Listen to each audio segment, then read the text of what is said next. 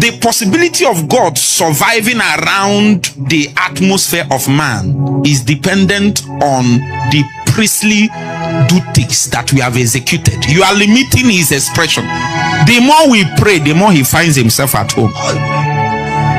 So it is not first for the execution of purposes, it is for the hosting of God.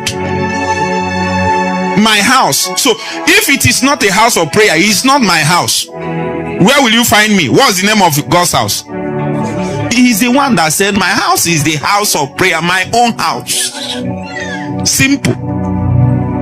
So me, I don't want to add to it. I just stay where the Bible stayed. Where it stopped, I stopped. My house is the house of prayer. My house is my house, my house, my house. The scripture said, don't you know that your body is the temple of the Holy Ghost? So I have one duty to make this my house, a house of prayer. Now when you do that, leave the rest for God.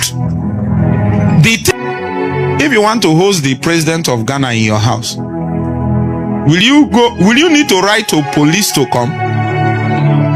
I'm asking, will you need to write specially to police? The coming of the president always attracts police. What of military? What of, if all the people that need to come will come, all you need to do is to get the president on the scene.